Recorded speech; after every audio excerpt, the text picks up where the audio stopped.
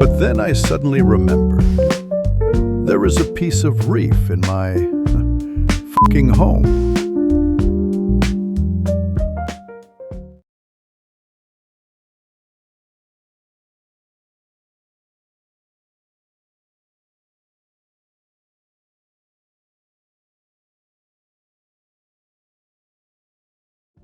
Witam Was bardzo serdecznie w akwarystycznym Maćku. Żartuję, zwykły Maćku. Ale porozmawiamy o akwarystyce i dzisiaj o konkretnym temacie, jakim jest dino i o to, jak ja poradziłem sobie z problemem Dino flagellates, jak mi się to w ogóle zaczęło w zbiorniku, jak wyglądała moja walka, jak po kolei dochodziłem do wniosków, które naprowadziły mnie na rozwiązanie w moim zbiorniku, no i jak to wygląda teraz. Co więcej mogę powiedzieć, no chciałbym Wam pokazać te etapy wszystkie i jak sami zobaczycie, to też sobie przegadamy po prostu wnioski na samym końcu. A więc zaczynajmy!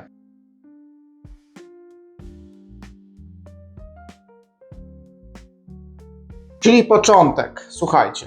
Ja zacząłem zbiornik w 2022 roku w kwietniu. Odsyłam Was też do mojego filmiku na przykład o dojrzewaniu skały czy wzroście koralowców, jak to po kolei wszystko wyglądało. Ja to mam tam dość szczegółowo graficznie pokazane, więc zapraszam, żebyście sobie to obejrzeli. No ale słuchajcie, ja dojrzewałem sobie ten mój zbiornik w taki raczej manualny sposób, bym powiedział. Nie kupiłem sobie żywej skały. Wszystko to, co u mnie się znajdowało w akwarium, to były rzeczy po prostu, które gdzieś tam lałem z butelki, czy takie, które przyniosłem, nie wiem, ze skałą ze sklepu, czy z koralowcami na podstawkach ceramicznych. Nie? I słuchajcie, jesteśmy pod koniec 2022 roku. Ja już dostrzegałem, że ta moja filtracja nie do końca sobie radzi. Ja tam miałem wtedy prosty filtr kubełkowy jeszcze, z tego co pamiętam, i szukałem takiego rozwiązania, które pozwoli mi polepszyć tą moją filtrację bez sampa, bo ja nie miałem sampa. Tutaj ten zbiornik nie ma takiej możliwości, ta szafka jest zabudowana od spodu, to jest tylko tak jakby stojak na akwarium, więc szukałem tego sposobu i bach, jest, udało mi się wymyślić sposób następujący, czyli zakupiłem sobie po prostu filtr przepływowy, nakupiłem takiej mocno porowatej skały, kupiłem jeszcze węgiel aktywny, kupiłem adsorber Renault 3PO4, to są takie granuleczki, chyba z firmy Sachem, bodajże, mi się wydaje. I cóż, no i właśnie tak to i sobie to wszystko pięknie podłączyłem, mega zajawione, sobie myślę, zajebisty improvement i tak dalej, nie? I to wszystko się bardzo fajnie zaczęło procesować. Tutaj od razu może sobie zobaczymy wykresy i pokażę Wam w moich notatkach po prostu, jak to wszystko wyglądało, ponieważ ja sobie też dokumentowałem słuchajcie, od początku w zasadzie zbiornika, zobaczcie taki pliczek mój, tu widzicie, praktycznie od kwietnia mam już wpisy i mam także eventy, ale mam także parametry, które sobie spisywałem na bieżąco. Nie na wszystkich się będziemy skupiać, bo nie wszystkie są istotne. Natomiast robiłem sobie takie wykresiki, gdzieś tu są. O tutaj, dobra. I skupimy się właśnie na NO3 i PO4 i jak to u mnie sobie działało. Zobaczcie też, będziemy śledzić też KH, MG i CA, tak dla porządku. Natomiast tutaj dużych fluktuacji nie było, ale będziemy sobie wyjaśniać właśnie na podstawie tych odczytów, które sobie tu spisywałem, jak to wszystko wyglądało. No więc tak jak mówiłem, tutaj w okolicach początku 2023, tutaj też chyba właśnie na eventach, mamy założenie odpieniacza, skrubera, pompy dozującej, dodanie bakterii. I gdzieś tutaj wydaje mi się właśnie, że była ta zmiana filtra przepływowego, tak. I tutaj, gdzie my to mamy? Tutaj zmiana filtra na przepływowy, czyli wiecie, dołożenie tych wszystkich mediów filtracyjnych. Tutaj mamy jakieś tam różne rzeczy typu poprawienie filtra powierzchniowego. Tutaj mamy jeszcze zwiększenie ceramiki, podmiana wody 7 litrów. dołożenie tutaj jakiejś rozgwiazdy i tutaj w pewnym momencie ja wyjąłem ten pochłaniacz NO3 i tutaj w tym momencie to jest koniec marca, czyli marzec mamy, wejdźmy sobie na NO3, to będzie tutaj dobrze widoczne, jesteśmy tutaj w okolicach początku marca i zobaczcie, że tutaj już jest diametralny spadek NO3. Coś tutaj nam się zaczyna dziać. PO4 generalnie przed 2023 rokiem było normalnie wykrywalne 0,03 ppm, a czasem 0,05. Zdarzały się nawet momenty do 0,1, ale nie przekraczałem tego. Natomiast tutaj już gdzieś w okolicach połowy marca w zasadzie i NO3 i PO4 spadło mi całkowicie do takich niewykrywalnych poziomów. I to się też pokrywa właśnie z dodaniem, z polepszeniem tej filtracji. Jak zobaczyliście sobie na tych wykresikach, ta polepszona filtracja zadziałała bardzo sprawnie.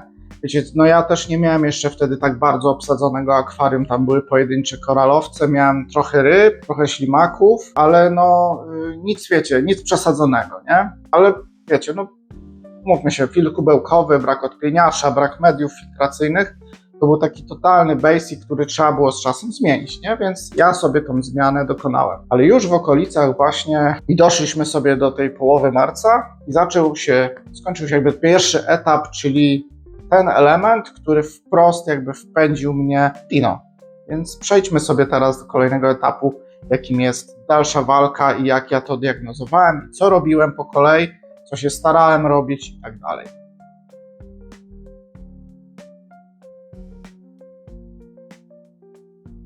Więc wrócimy sobie do naszego pliczku i tutaj jesteśmy właśnie w okolicach już kwietnia, tak? Zobaczcie, tutaj 12 kwiecień jest pierwsza kuracja chemicleanem. Zdarzało mi się już walczyć z cyanobakteriami w roku poprzednim, 2022. Myślałem, że to jest to samo, ponieważ w moim świetle to Dino było dalej takie czerwonawe, więc mi się wydawało, że to jest dalej cyanobakteria, więc użyłem chemiclean. Tutaj widzicie duża podmiana, 20%. Tutaj jakieś dalej zmiany ustawień przepływu. Co my tutaj jeszcze robimy? Rozpoczęcie suplementacji biodiversity i tutaj widzę, że dalej próbuję tym chemicleanem czyścić to akwarium. Z tego co pamiętam, to tutaj robiłem chyba 1 albo 2 zaciemnienia i wiecie, i to wyglądało właśnie w ten sposób, że po zaciemnieniu był tak jakby 1, 2, 3 dni spoko naprawdę, po czym to Dino wracało z takim stwojoną siłą. I tutaj jak sobie jeszcze wrócimy do NO3 i PO4, to mamy tutaj ten kwiecień, maj, zobaczcie, że tutaj mamy cały czas, aż do czerwca mamy 0. Mamy praktycznie zerowe odczyty NO3 i PO4, nie? I zastanowić można by się było, o co chodzi, nie? Dlaczego mam tak niskie nutrienty, a Dino po prostu mam totalny outbreak jakby w akwarium i nie wiadomo co się dzieje. W pewnym momencie ja już zacząłem lać tak naprawdę chyba 3 różne bakterie. Tam było z Modern Reef, Biodiversity, też chyba w czerwcu zacząłem w ogóle Microbacter 7 lać i dużo tych rzeczy takich się pojawiało. Nawet pamiętam, że albo jeżowiec, tak, padł mi właśnie zaraz po tym Microbacterze. Teoretycznie to są bakterie probiotyczne, ale pamiętam, że bezpośrednio po dozowaniu tego MB7 padł mi jeżowiec, więc taka też ciekawa rzecz.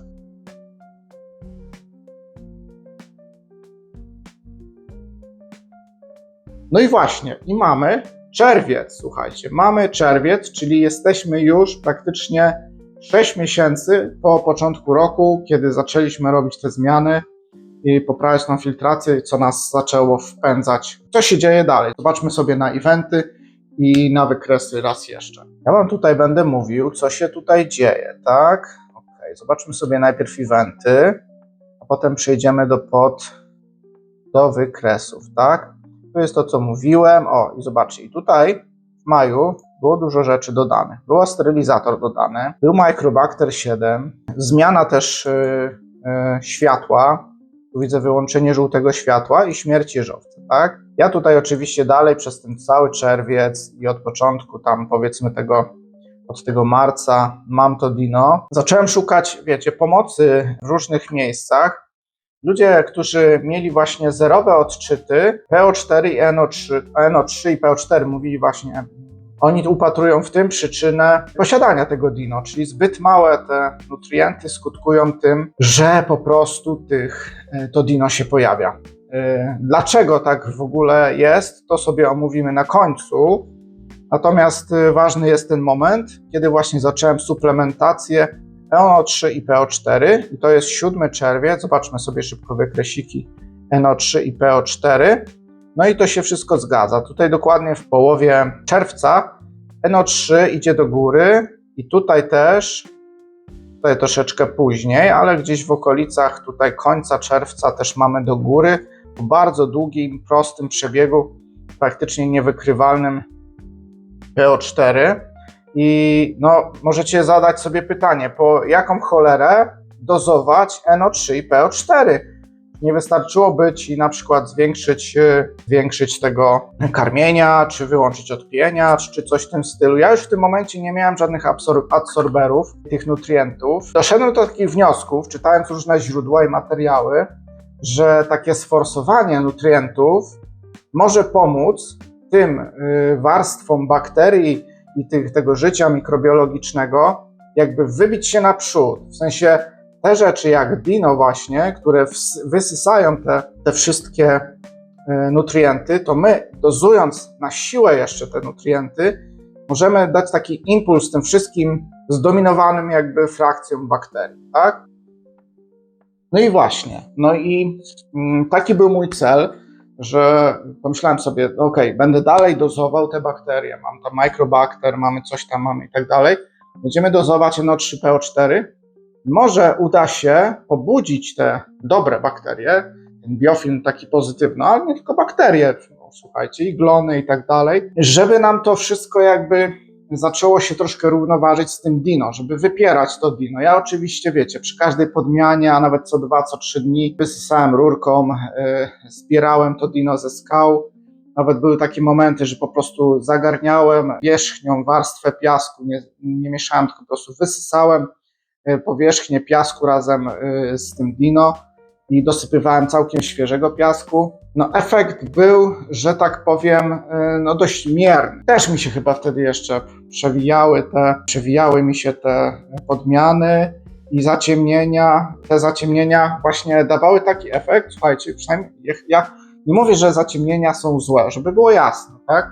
Natomiast u mnie wywoływały taki efekt, kiedy miałem już dino, że to dino po prostu wracało jakby ze zdwojoną siłą po takim zaciemnieniu. I to też jest jeden z wniosków, jedna z rzeczy, którą sobie omówimy na koniec, tak? Wnioski i tak dalej, to będzie bardzo ciekawe, sobie przyjdziemy do tego na koniec, dlaczego tak właśnie się wydarzyło.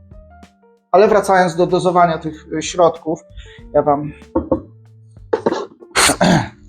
tutaj jeszcze z tamtego okresu, słuchajcie, już taki mocno zakurzone, ja tego nie używam już, ponad będzie 2 lata praktycznie zaraz. Taką butelkę opróżniłem raz, to jest pół butelki kolejne zużyte, czyli 1,5 butelki czegoś takiego, takich fosforanów z Aqua Foresta akurat, no bo oni mieli to w ofercie. Coś takiego zużyłem. Jak widzieliście sobie właśnie na wykresikach przed chwilą, to PO4 i NO3 faktycznie poszło mi do góry, nie? No i właśnie, doszedłem do takiego momentu, że już postanowiłem się nie bawić używanie tylko naturalnych środków i po prostu pomyślałem, że dobra, no to jakby chcemy uratować akwarium, idziemy w chemię, we wszystko, co jest dostępne, tak?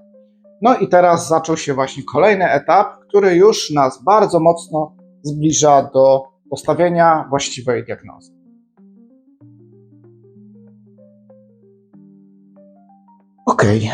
I przechodzimy sobie tutaj do takiego momentu. Tutaj mamy właśnie już, chodzi mi o ten lipiec, tutaj bardzo mocno nutrienty nam poszły do góry. W zasadzie wróciły do poziomów z początku roku, a wręcz je troszkę nawet przekroczyły. Jesteśmy tutaj właśnie w okolicach 27, coś takiego, mamy 10 no 3, 27 lipiec. I tutaj zobaczmy sobie, gdzie ten lipiec jest tutaj. Tutaj ten lipiec. O. I tutaj zobaczcie, że mamy duży skok PO4. I to bardzo duży skok. I zaraz Wam pokażę, skąd on wynika. Mamy z 0,3 do praktycznie 0,25. I to jest dziesięciokrotny około wzrost. Tak jak Wam powiedziałem, trochę skończyła mi się cierpliwość i właśnie tego szukałem. Wyciągnięcie węgla aktywnego, ale to było w związku z tym jego mościem. Dino X. Kupiłem Dino X i zastosowałem je najbardziej skrupulatnie, dokładnie, tak jak się dało, w związku właśnie z instrukcją. Tutaj mamy zakończenie po ilu dniach? Po 2 tygodniach mniej więcej, tak? 27, no to tak, w okolicach 2 tygodniach ta kuracja Dino X się zakończyła. No i ja w zasadzie odtrąbiłem wtedy już sukces. Wrócimy sobie do wykresów jeszcze, zobaczcie jak to sobie tutaj wyglądało. Ja odtrąbiłem sukces, ponieważ poszły mi PO4 do góry, NO3 mi tutaj się gdzieś też zaczęły stabilizować, więc słuchajcie, no pomyślałem sobie, kurde, to Dino przestało mi wysysać nutrienty, tak? I tu miałem jeszcze taki wyszczał właśnie, dokładnie w momencie zakończenia kuracji to 0,25 i no naprawdę odtrąbiałem już wtedy sukces, ale słuchajcie, mija jakieś 5 dni od rozpoczęcia tej kuracji i tak obserwuję, ten zbiornik obserwuję, no i kurde widzę znowu te znajome naloty, to Dino, nie? Słuchajcie, no Dino jest jakby tym gorsze, że ono emituje toksyczne związki do wody. Cyjano nie do końca. Cyjano jest jak taki kożuch, który sobie może tam egzystować. On działa negatywnie, bo przykrywa, wiecie, tą mikrobiologię na skałach, tą taką pozytywną, jakieś macie gąbki, glony, jakieś koraliny, to wam cyjano to przykryje.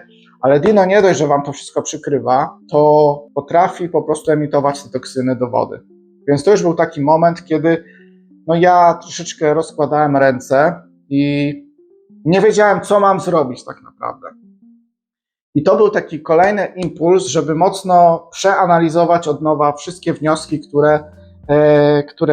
do których dochodziłem. No, ale to jest właśnie kolejny etap w tej drodze do rozwiązania problemu.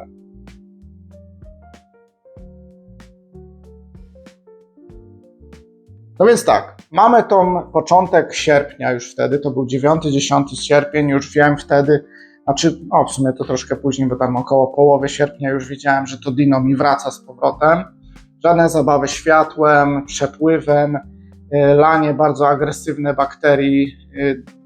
Tam przekroczałem dawki na pewno, czasem dwukrotnie, czasem to co lałem, miałem lać na tydzień, to lałem czasem codziennie. Słuchajcie, no bardzo dużo tych bakterii tam szło, ale to Dino sobie bardzo dobrze radziło.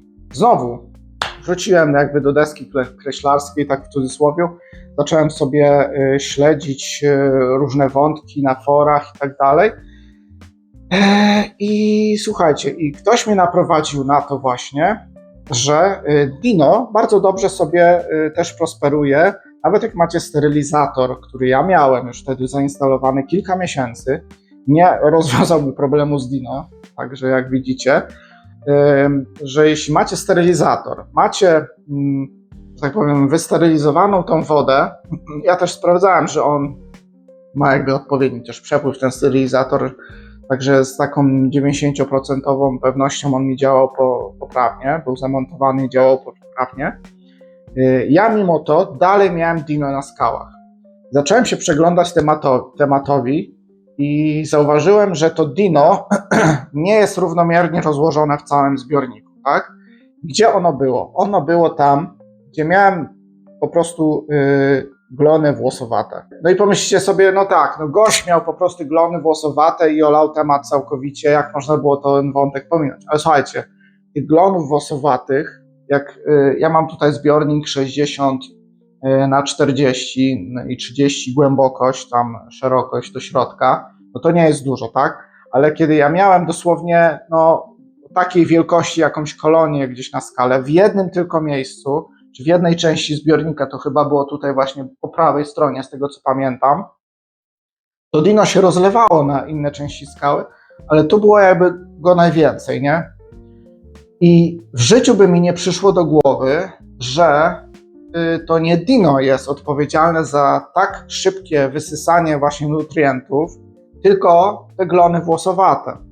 I przynajmniej w tych widocznych miejscach, do których miałem dostęp organoleptycznie, tego było naprawdę niewiele. To nie było tak, jak czasem niektórzy pokazują zbiorniki, gdzie po prostu jest cała skała porośnięta glonami włosowatymi i widać nawet, jak woda przepływa przez tą skałę, że po prostu się wszystko rusza, jakby to była trawa, nie? Wręcz. To było dosłownie troszeczkę tego. No właśnie, i co dalej? Przejdźmy sobie do tych eventów. Co ja tutaj robiłem dalej? Mamy tutaj ten 9 sierpień, tutaj zakończyłem dino, dołożyłem sobie tu cynarinkę, taki szczęśliwy, bo myślałem, że tu już koniec jest i tak dalej. Co tutaj mamy dalej? Suplementacja, ponowna kuracja z Dino X. I widzicie, tutaj pod koniec sierpnia, no to jest koniec września już tak naprawdę, ja tutaj ponowiłem kurację z Dino X, że tutaj do końca października ja tutaj sobie jakieś plany naprawcze robię, zmiany światła, zmiany dawek KH, zmiany w suplementacjach. Tutaj widzicie pełno jakichś korekt, to jesteśmy teraz tutaj znowu. Tutaj ponawiam kurację pod koniec września z Dino X. Znowu podmiana 25%. Kolejne plany, kolejne zmiany świateł, zmiany dozowań. I to jest element chyba przełomowy w tym wszystkim, czyli tutaj ten początek i połowa listopada. Zobaczcie, co ja tutaj robię. RX Flux. Znalazłem sobie taki właśnie środek, który w teorii miał całkowicie usunąć właśnie glony włosowate. One tam po jakimś czasie zaczynają tak szarzeć i tak dalej. One potem całkowicie obumierają. Możecie je wyciągnąć w całości. One odpadają i się rozkładają. To jest wyłączenie sterylizatora. Tu w ogóle widzę, że wodę utlenioną zacząłem lać. Kurczę, słuchajcie. Woda utleniona, podmiany. Tutaj mam znowu nawrót glonów włosowatych. I tutaj mam 10 stycznia, czyli po 2 miesiącach, ponawiam kurację RX Flux. Natomiast to jest właśnie ten kluczowy moment, ten listopad 2023, kiedy ja zauważyłem, bo tak myślę, że tutaj ponawiam ten RX Flux, zauważyłem bezpośrednią korelację pomiędzy występowaniem właśnie tych glonów włosowatych i dino. Wydaje mi się, że na tym etapie ja już tego dino w zasadzie nie miałem w akwarium, ale miałem te glony włosowate. I tak naprawdę moja walka na tym etapie zamieniła się z walki z dino do walki z glonami włosowatymi. I tutaj mamy znowu mamy rozpoczęcie kuracji. Widzę, że dodałem gonioporę, więc musiałem się poczuć bezpiecznie. Podpiąłem skrubera. Tu jest koniec kuracji RX Fluxem. Znowu duża podmiana. Jakieś dodatkowe suplementacje. I tutaj gdzieś mi się jeszcze rzuciła w okiem Dolabella, tak. No i to o tym bym chciał też powiedzieć innym razem, natomiast no, tego ślimaka właśnie dokupiłem też głównie po to, żeby wywalczyć sobie, pozbycie się całkowicie tych glonów włosowatych. Okej, no ale jakby do brzegu. Nie wiem, czy w miarę składnie to wszystko mi się udało Wam pokazać, ale właśnie tak wyglądała ta u mnie droga do znalezienia bezpośredniej przyczyny tego, dlaczego mam dino. Czyli po pierwsze, wyjałowiłem sobie po prostu wodę, usunąłem jakby mikrobiologię, która była słaba jeszcze i nie dała rady po prostu zrównoważyć się z dino. Dino tak naprawdę przejęło zbiornik. Na domiar złego miałem właśnie śladowe ilości tych glonów włosowatych, które może gdzieś w tych zagłębieniach skalnych były w większych ilościach, których ja po prostu nie widziałem, ale one działały po prostu jak odkurzacz. Mi się wydaje, że dino w pewnym momencie to było tak może 10% poboru tych nutrientów, a cała reszta to były te glony włosowate, których było naprawdę niedużo i były punktowo po prostu w jednej części aquascape'u. No ale jak widzicie, jak już doszedłem do tego, że to chodzi o te glony, zacząłem tutaj walczyć mocno z tymi glonami, wydzierałem je ręcznie, 2 razy kuracja Elix Fluxem, potem doszła jeszcze do Labella, która na szczęście długo nie pobyła w moim zbiorniku i chyba w pewnym momencie po prostu te glony włosowate całkowicie mi zniknęły. Nie wróciły. Ja od tamtej pory tak naprawdę zostawiłem sobie ten sterylizator jeszcze i kontynuowałem dalej tą samą strategię, nie zmieniałem już oświetlenia za bardzo, kontynuowałem te bakterie, ale tu już, słuchajcie, był ten sukces, ponieważ nie walczyłem bezpośrednio z tym dino. Także można powiedzieć, że właśnie ten listopad i ten początek suplementacji Elix Fluxa, kiedy już trafiłem właśnie w punkt, że to właśnie chodzi o te glony włosowate, które zaburzały mi tą równowagę biologiczną. Tak naprawdę jak użyłem Dino X na wakacje i potem one pewnie wracały, te dino jeszcze i rosły na tych glonach, ja zauważyłem to, usunąłem te glony i dino już nie wróciło. I nie wróciło w zasadzie do teraz. Jest 2 styczeń 2026 i też Wam pokazywałem, że jestem mega dumny ze swojej skały. Jest porośnięta gąbkami, rurówkami, jest mnóstwo koralin. Nie widzę niczego złego, negatywnego. Ślimaki, cała ekipa czyszcząca sobie zajebiście radzi na bieżąco z tym wszystkim. Więc to był taki etap przełomowy i byłem naprawdę bliski już takiego, może nie crasha zbiornika, ale po prostu zaczęło mnie to wszystko mierzić. Byłem już naprawdę taki, że nie chciałem się już inwestować w to, dużo wydawałem pieniędzy właśnie na tę chemię, tu jakiś sterylizator, tu coś tam, tu jakieś do Labella, to też nie były tanie zwierzęta. No właśnie, taka była moja pokrętna droga do znalezienia tego rozwiązania. Słuchajcie, przejdziemy sobie do podsumowania. Chciałem przegadać sobie z Wami wnioski, jakie się nasuwają po tym filmie. Pierwsza taka najważniejsza rzecz, zanim sobie zaczniemy, to chcę, żebyście też z dystansem patrzyli na to, co ja robię, jak to u mnie wyglądało. Wasza sytuacja nie musi wyglądać 1 do 1. Możecie mieć problem z zupełnie innymi rzeczami, a też mieć dino. Możecie nie mieć w ogóle glonów włosowatych, a też mieć dino. Więc liczę na to, że Wam to pomoże. Szukajcie części wspólnych.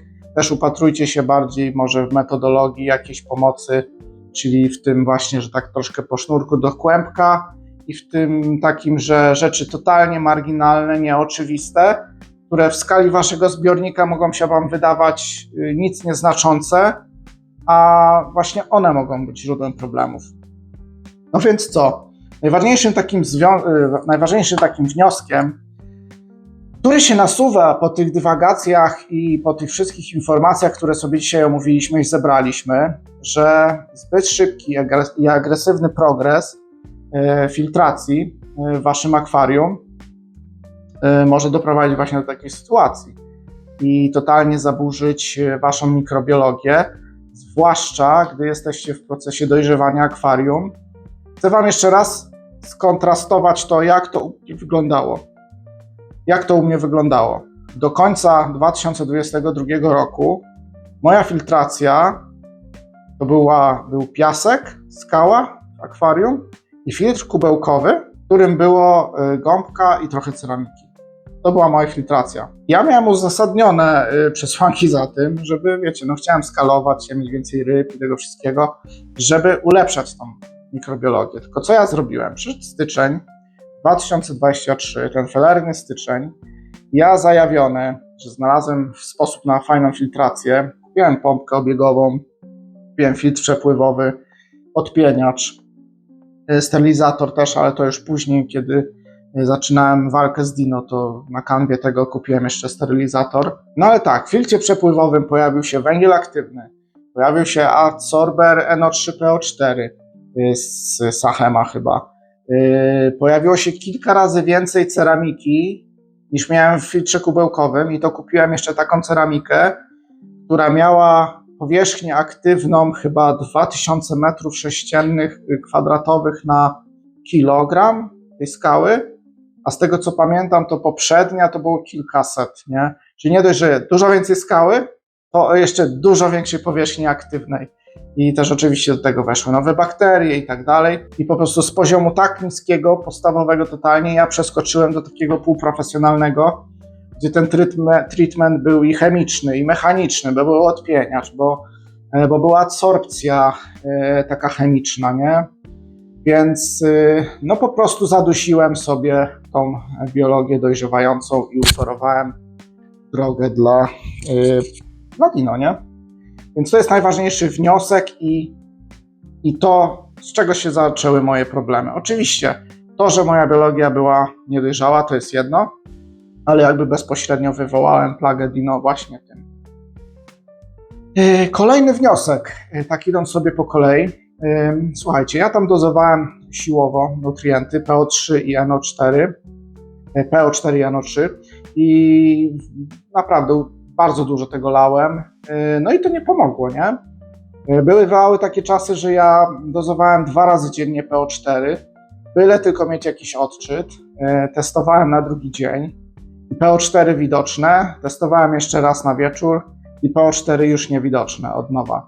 Także zobaczcie sobie, jak po prostu zasysały te nutrienty i te glony włosowate u mnie i dino, nie? Bo to te właśnie organizmy upatruje za tą gąbkę na te nutrienty. Więc takie rzeczy nie pomogły. Nawet siłowo dozowane one nie pomogły wybić się tej pozytywnej biologii, tej dojrzewającej na górę, nie? I to świadczy o tym właśnie, o tej agresywnej naturze dino, że dino bardzo szybko się adaptuje i zajmuje po prostu ekosystem, jeśli inna pozostała biologia jest po prostu niedojrzała, nie? Co jeszcze? Nawet lanie chemii nieodpowiedniej oraz zaciemnienia, które no, łączyłem właśnie z tym kuracją Dino X, nie? Dino X jakby już jest wprost niby jako dino, do zabicia dino. Ja to łączyłem z zaciemnieniami. Te kuracje robiłem dokładnie tak, jak jest w instrukcji, ponawiałem je dwukrotnie. I tak jak wam wspominałem wcześniej, że dino wracało ze zdwojoną siłą po każdej takiej kuracji. No i wniosek jaki z tego jest? No ta biologia, która była niedojrzała, która była zduszona przeze mnie wcześniej przez filtrację i teraz jeszcze przez dino i też może jeszcze przez tą chemię, że to zaciemnienie jeszcze tylko zdusiło jeszcze bardziej tą mikrobiologię. Czyli te zaciemnienia, ale jak jesteście pewni, że mieliście dojrzałą biologię wcześniej, mikrobiologii, że macie dalej, bo może się okazać, że ta raczkująca mikrobiologia jeszcze bardziej dostanie w dupę po prostu przez to zaciemnienie i dino jeszcze bardziej zdominuje wasz zbiornik. No a tak jak wspominałem wam, ja bagatelizowałem właśnie glony włosowate, a to te glony włosowate były tą maluteńką furtką, naprawdę maluteńką dla dino, ponieważ kiedy wszystko dobrze zrobiłem, wszystko wyczyściłem, zastosowałem chemię odpowiednią, zaciemnienia, lałem bakterie, to na koniec dnia miałem te glony włosowate, które były tym motorem napędowym dla dino. Nawet jak wszystko dobrze zrobiłem, wyssałem dino po prostu z całego zbiornika, to co zostawało na glonach włosowatych przeżywało i stawało się zażywieniem do rozkwitu dino, nie? No właśnie, dalej mamy te glony włosowate i ten wniosek postawiłbym na równi jako przeciwwagę właśnie do tego pierwszego wniosku, czyli o tej zbyt agresywnym progresie filtrowania. Czyli tutaj mamy w drugą stronę, że to jest właśnie ta przyczyna tej plagi i zbyt, nawet niewielka ilość tych glonów u mnie właśnie prowadziła zawsze do nawrotu dino i tak naprawdę to nie z dino powinienem był walczyć, a właśnie z tymi glonami. I to jest najważniejszy wniosek, już taki stricte związany z tą diagnozą. U was to może być coś innego. Może macie inne glony, inne jakieś narośla, coś, co wam po prostu zasysa te nutrienty. Nie wiem, może macie zbyt silne refugium, może macie jakieś koralowce miękkie, które bardzo szybko pochłaniają nutrienty, przez co cała biologia, którą mieliście niedojrzałą, jakoś cierpi i to też wywołuje u was rozkwit dino. Wiele podobnych wniosków możecie mieć. Słuchajcie, no i to by było chyba prawie na tyle. Kończące wnioski i wieńczące tą dywagację są takie, że poprawna diagnoza i włożenie w tego odpowiednio dużego wysiłku i zebranie wszystkich możliwych czynników, czyli spisanie sobie, co macie źle. Wiecie, jakbym ja sobie spisał, że mam glony włosowate i to jest rzecz, z którą ja muszę walczyć od początku, nie w listopadzie, po roku prawie całym walki, tylko na samym początku, że mam te glony włosowate, może też z nimi warto walczyć równolegle, to no, zaoszczędziłbym sobie pewnie z pół roku walki z tym dino. Więc odpowiednie postawienie diagnozy jest kluczowe. No i tyle, no to jest jakby oczywista oczywistość na koniec dnia, ale właśnie do tego się to sprowadza. I co jeszcze, żeby tak zwieńczyć to, no to słuchajcie, zbyt pochopne działania, jak widzicie, w żadnym względzie, czy to te takie, wiecie, jakieś zapobiegawcze czemuś, czy nawet takie pozytywne, jak zwiększenie znacznie filtracji, polepszenie. No, myślicie, że zgodzicie się ze mną, że te rzeczy, które dołożyłem, są potrzebne, ale to, jak ja to przeprowadziłem, że nie stopniowo, na niedojrzałej po prostu mikrobiologii, zbyt pochopne działanie tutaj poskutkowało tą plagą, nie? Na którą poświęciłem dużo czasu, pieniędzy i nerwów i życzę Wam, żebyście Wy nie wpadali w takie pułapki. Dobra, kończymy.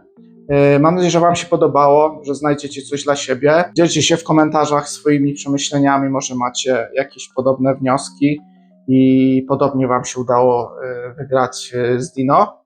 Dzielcie się tym, nawet jak potrzebujecie pomocy, to walczcie śmiało. Ja bardzo chętnie pogadam z kimś, czy na czacie, czy nawet przez telefon, jeśli chcecie zrobić sobie jakąś taką diagnostykę ze mną, to ja po prostu, dla mnie to jest zajawkowa rzecz, chętnie się tego podejmę. Subskrybujcie, podawajcie ten film, dla mnie to jest bardzo ważne, bo to jest świeży, nowy kanał, więc to, żeby to docierało do większej ilości osób, żeby mi się potem dalej, wiecie, chciało robić to dla Was, to po prostu będę wdzięczny za te propsy od Was. Także ode mnie na dzisiaj to wszystko i dzięki. Cześć.